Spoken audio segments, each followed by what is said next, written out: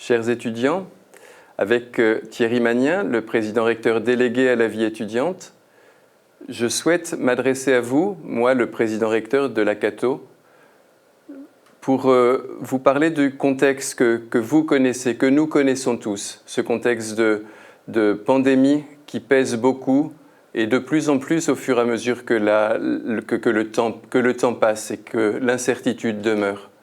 C'est un contexte qui pèse pour vos enseignants, pour vos équipes éducatives, pour l'ensemble de l'université et bien sûr pour chacun et chacune d'entre vous. Ce que je voudrais vous dire, c'est que cette situation, votre santé, compte pour nous. Et je voudrais vous manifester notre proximité et notre soutien. Nous avons bien entendu vos craintes, vos difficultés, voire parfois votre anxiété dans une récente rencontre mardi soir avec l'ensemble de la commission vie étudiante, avec les représentants de la Fédé, avec les représentants des bureaux d'étudiants, avec les représentants et les présidents des associations étudiantes. À plus de 75, nous avons partagé vos difficultés concrètes et surtout regardé comment ensemble nous pouvons y répondre pour vous soutenir au mieux. On a bien entendu que suivre des cours toute la journée par visio, ça pouvait être épuisant. On a bien entendu aussi que seul, ça pouvait entraîner des difficultés d'isolement, voire parfois des coups au moral, voire parfois même un état dépressif.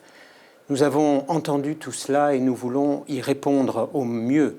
Nous avons aussi compris que votre désir profond, et c'est le nôtre, est vraiment que vous reveniez en temps partiel peut-être, mais le plus possible en présentiel dans notre université, car en effet, rien ne vaut les relations directes.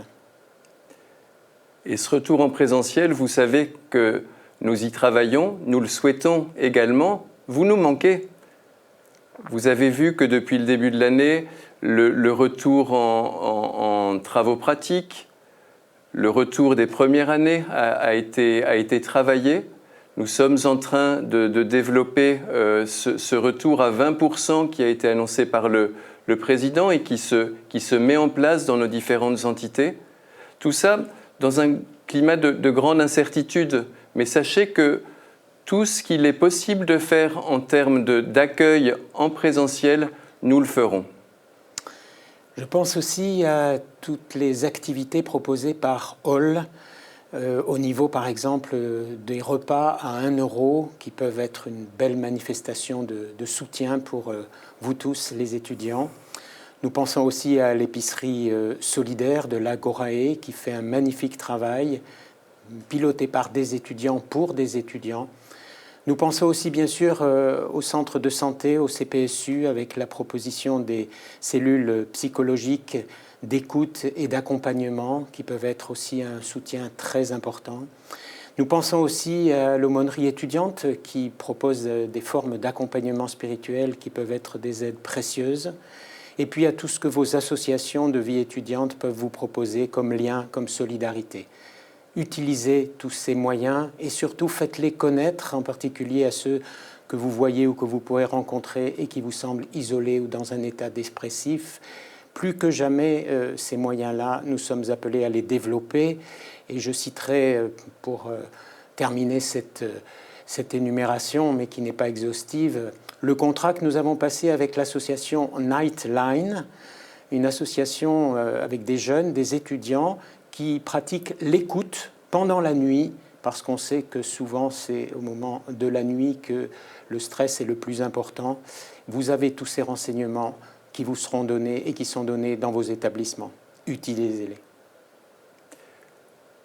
Alors la solidarité, c'est le maître mot qui doit prévaloir dans cette période. Solidarité avec vos enseignants, avec les équipes d'administration, qui sont là pour favoriser, faciliter votre cursus. Mais également, et ça nous réjouit beaucoup, solidarité entre étudiants.